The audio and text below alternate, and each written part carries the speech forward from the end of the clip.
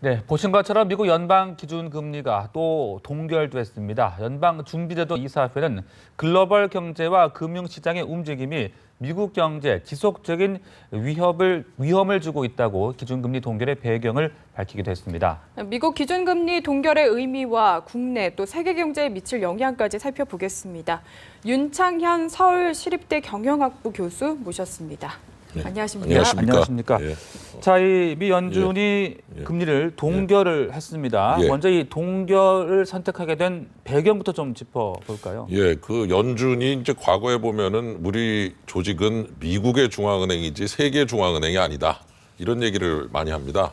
그러면서 이제 세계 경제에 대해서 관심은 가지고 있죠. 그러면서도 자기가 그 조직이 전 세계를 다 책임지는 건 아니지 않느냐. 이렇게 책임 회피성 발언을 많이 하면서 살살 빠져나가고 그랬는데 요새는 조금 달라진 것 같습니다. 이제 그 세계 경제 상황과 국내 이런 거를 종합적으로 감안해서 현재 금융시장의 움직임과 세계 경제 상황이 상당한 위험 요인이 있는 것 같다. 네. 그러므로 이걸 감안해서 동결하겠다.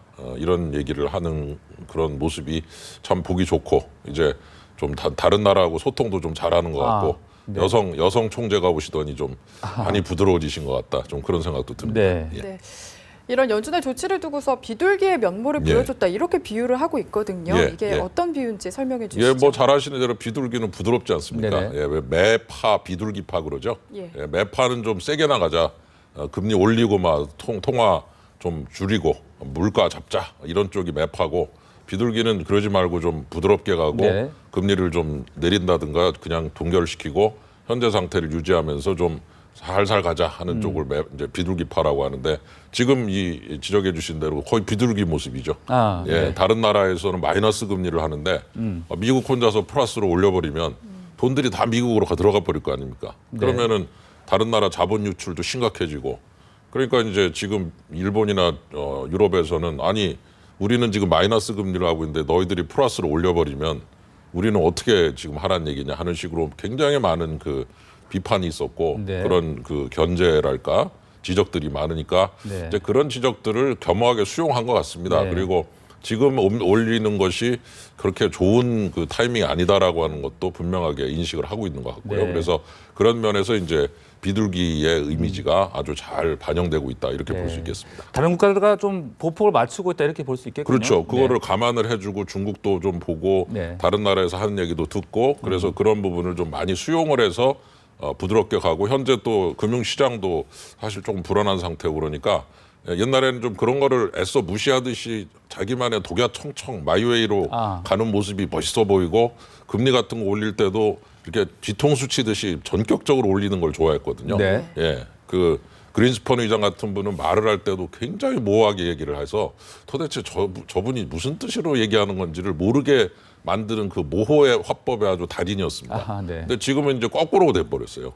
그 금융시장 얘기도 굉장히 많이 듣고 그리고 금리 올릴 때도 올린다 소리를 3년을 하다가 올리고 예. 그리고 또 시장의 얘기도 듣고 다른 나라 얘기도 좀 수용하고 그래서 확실히 연준이 이 금융위기 이후에 완전히 좀 달라진 모습이고 특히 옐렌 의장께서 아까 지적해 드린 대로 여성이 되니까 네. 더 부드러워지고 조금 안심이 되는 좀 그런 그렇군요. 행보를 보이고 계신 네. 게 아닌가 싶습니다. 그 미국의 경제 성장 전망치는 지난달 말 예측치보다 좀 낮추었더라고요. 예. 또 다만 이제 실업률은 좀 개선될 것이다. 또 이런 예. 기대감도 나타냈던데 이 부분은 어떻게 분석할 수 그래서 있습니까? 실업률에 대해서는 좀 지적들이 많습니다. 그러니까 우리나라도 그렇지만 미국에도 실업률이 떨어지고 고용이 늘어난다고 하는데 어떤 일자리들이냐 그럴 때 되게 네. 우리나라식으로 한 비정규직이 많이 늘어나고 그리고 파트타임 쪽, 잠깐이라고 이제 이런 것들, 뭐 백화점 판매원이라든가, 그러니까 영속적 고용이 아니라 일시적 고용이 늘어나서 좀 좋아지는 것처럼 보이고 또 어떤 분들은 실망하신 분들이 아예 경제 활동 인구에서 빠져버리고 네. 나 이제 일 안 해 그리고서 빠져버리시는데 그분들이 사실은 일할 의사가 있긴 하지만 이 취직이 안 되니까 그냥 포기를 하는 포기해버리시는 거군요. 네. 구직 포기자가 되면서 비경제 활동 인구로 빠지면 실업률이 안 잡히거든요. 그래서 그 실업률이 좋아진다는 것이 그렇게 내용은 안 좋다라는 얘기를 많이 하고 있어서 지금 실업률에 대해서는 조금 회의론이 많고 그리고 이제 경제 성장률을 조금 아까 말씀하신 대로 낮춰놓은 것은 네네. 아무래도 올해 그렇게 좋을 것 같지 않다는 거를 미리 좀 생각을 해서 포기를 좀 하고 있는 게 아닌가. 그런 의미에서 경제 성장률 전망치가 낮아진 만큼 금리 인상에 대한 어떤 기대감과 또는 필요가 줄어들었다. 이 부분을 매치를 시키면서 그런 메시지를 준 게 아닌가 싶습니다. 네. 그래도 전반적으로는 낙관론을 여전히 유지하고 있는 것 같다는 느낌이 들었거든요. 예. 어떻게 보셨습니까? 예, 뭐 그 미국 경제 자체에 대한 그 좀 긍정적인 어떤 그 마인드랄까 이런 거는 분명히 있는 것 같아요. 그래서 그 위기를 갖다가 잘 극복을 하고 금융시장에서 이런 많은 위기들을 견뎌낼 수 있는 어떤 완충적인 능력이 있다라고 하는 것에 대해서는 확신을 하고 있는 것 같아요. 그래서 네. 좀 미국 경제가 좀 다른 나라에 비해서는 훨씬 독야청청하고 있는 건 사실이고 네. 지금 현재 다른 나라 어떤 나라도 힘들어져서 어려운데 미국이 조금 나은 편이죠. 그래서 그 부분에 대해서는 이제 밑에 깔고 있는데 당장 이제 올릴 거냐 말 거냐를 결정함에 있어서는 뭐 실업률도 좀 좋아지는 것 같아도 성장률은 낮아지고 물가도 좀 시원찮고 그러니까 시원찮다는 게 많이 오르질 않고 그러니까 현재 상태에서는 좀 천천히 가자 이런 메시지를 주는 것 같습니다. 네. 속도는 좀 늦췄지만 예. 어쨌든 방향성은 인상 쪽으로 가고 있다라고 봐야 되는 건가요? 예, 그렇습니다. 아까도 저 앞에서 그 기사가 나왔습니다마는 1년에 한 4번 정도 올린다는 거 0.25씩이니까 네. 약 1%포인트를 올린다는 건데 1년에 이제 2번 올릴 것 같다. 그럼 2번이면 0.5 정도죠. 예, 네. 그러면 지금 0.5니까 한 1 조금 안 되는 정도까지 가는 거니까 어떻게 보면은 지금 말씀해 주신 대로 방향은 인상 쪽인데 폭도 네. 줄어들었고 속도도 줄어들었죠. 그러니까 천천히 가겠다라는 거를 아주 분명하게 암시를 했다 이렇게 볼 수 네, 있겠습니다. 금리 인상하되 그 폭은 좀 축소하는. 축소하고 네. 속도도 천천히. 그러니까 네. 1년에 4번이 2번이니까 상반기 한 번, 하반기 네네. 한 번이겠죠. 그렇다면 이제 첫 인상 시점을 6월쯤으로 보면 되는 겁니까? 뭐 그러니까 이제 상반기 한 번이고 네. 하반기 한 번이니까 아마 제가 생각할 때는 제일 상반기 끝부분에 가서 한 번 하고 그다음에 네. 좀 쉬다가 하반기 끝부분에 가서 한 번 하고 이러면 2번 아니겠어요? 그러면 한 1% 정도 가까이 가는 거니까 그런 식으로 가겠다는 걸 미리 이렇게 다 알려주고 이걸 이제 영어로 forward guidance라고 그래요. 미리 알려주는 선제 지침이라고 그러는데 이제 요새는 그런 게 더 유행이고 더 긍정적 평가를 받는 것 같아요. 상당히 많이 보여줘요. 전체적으로 그림을. 네, 그 미국 금융시장의 반응은 지금 어떻게 나오고 있는 겁니까? 지금 뭐 주가도 좀 좋고요. 네. 또 우리나라 주가도 좋은 것 같고 그래서 그런 그 편안한 움직임을 만들어준다는 것에 대해서 시장은 긍정적으로 반응하는 것 같고 네. 또 그런 모습을 기대하면서 또 옐렌 의장이 좀 부드러운 행보를 하는 것 같고 그래서 이 통화 정책이 이 금융시장에 부담이 되는 상황이 아니라 금융시장과 이렇게 잘 연결돼서 호흡을 맞춰가면서 진행되고 있다 이렇게 생각을 할 수가 있겠습니다. 네. 네. 지금 우리나라 증시도 좋은 반응을 보이고 예, 있다라고 그렇습니다. 하셨는데 예, 예. 2,000선을 오랜만에 돌파를 했더라고요. 예, 뭐 참 저 이자 보기가 참 어렵죠. 예, 그래서 외국인들이 저 작년 6월부터 해서 올해 1월까지 한 18조 원을 팔았거든요. 그래서 저도 상당히 좀 걱정을 하고 있었는데 드디어 좀 들어오기 시작했습니다. 그래도 네. 우리나라가 신흥국 중에서는 제일 나은 것 같다라고 보고 우리나라에 대해서는 평가를 조금 좋게 해주고 있는 것 같고 특히 이제 미국 금리 인상이 천천히 가면 미국으로 돈이 들어갈 필요가 없으니까 다른 나라에 가서 좀 투자 좀 하고서 천천히 미국으로 들어가도 된다는 면에서 자본 유출 가능성은 많이 줄었다. 그런 면에서 참 좋은 사인이다 이렇게 볼 수 있겠습니다. 네, 그 우리나라 통화 정책도 좀 여력이 생기지 않을까 싶고 예. 금리 인하 가능성이 또 나오지 않을까 싶은데 예. 어떻게 전망하십니까? 예, 미국 금리 인상하면 우리도 따라 인상할 수밖에 없는 좀 네. 그런 부담감을 느끼고 있었는데 미국 금리 인상이 이제 천천히 되니까 우리도 안 올려도 되는 것이고 또 1.5 정도니까 뭐 1 정도까지는 아직 여유가 있는 것이고 네. 그러니까 미국이 1%까지 갈 때 우리도 1%까지 간다고 그러면은 우리도 조금 저 금리를 조정을 해서 통화를 좀 발행을 해서 우리 어려운 경제에 좀 도움이 되게 하면 좋겠다는 생각도 있고요. 그래서 네. 가계부채 문제도 있고 복잡한 문제가 있지만 일단 통화 정책을 영위함에 있어서는 네. 아주 좋은 좀 한숨 돌릴 수가 한숨 있겠군요. 돌리게 된 거죠. 속도가 네. 천천히 갈 거니까 우리도 여유 있게 좀 가볼 수 있다 이렇게 볼 수 있겠습니다. 네, 물론 변수가 많긴 하지만 그렇다면은 좀 우리 증시에 장기적으로도 긍정적인 영향을 미칠 수 있다고 보십니까? 예, 제가 볼 때는 이제 우선 그 자본이 유출되던 자본이 유입되고 있고 그다음에 이제 미국으로 들어가려고 준비했던 자본들이 이제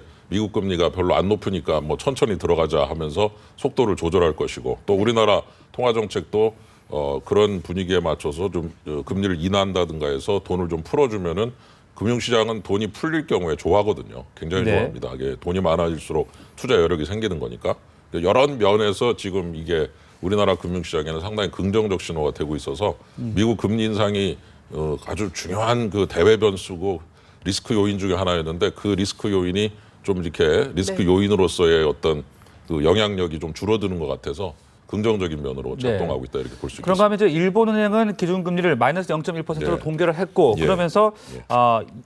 기준금리를 마이너스 0.5%까지 내릴 여력이 있다라고 말을 네. 했거든요. 예. 이건 어떻게 분석을 해야 되는 겁니까? 근데 유럽이 지금 0.4까지 갔거든요. 네. 마이너스 0.4. 그래서 마이너스 0.3에서 마이너스 0.4가 되면 0.3에 0.4 되니까 올라간 거 아니냐 이런 농담도 하는데 마이너스는 절대치 커질수록 낮은 숫자니까 어떻게 보면 그 마이너스 금리가 그렇게 변하는 게 의미가 있는 거냐라는 것에 대해서는 회의론도 많습니다. 아, 네. 예, 그리고 예대 마진도 줄어들고 그다음에 돈을 또 너무 많이 풀게 되면 부실 대출이 생기거든요. 예. 마이너스 금리라는 거는 일반 은행이 중앙은행에 돈을 맡기면 이 금리를 받는 게 아니라 중앙은행이 보관료를 떼어가겠다는 거거든요. 그러니까 중앙은행이 나한테 맡기지 말라는 겁니다. 예. 돈은 잔뜩 풀어주고 나한테 맡기지 마라 그러면 그 돈 뭐 하냐? 다 대출 주라는 거거든요.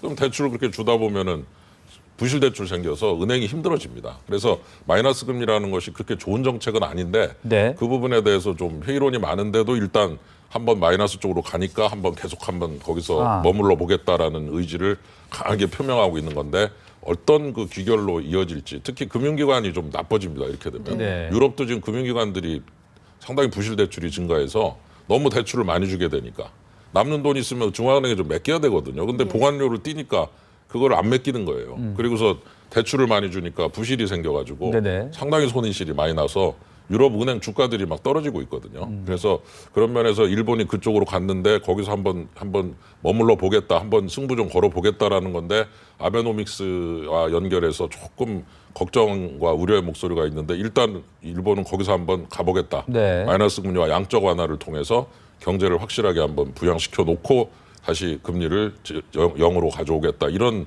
의지를 확실하게 표명한 것 같습니다. 네.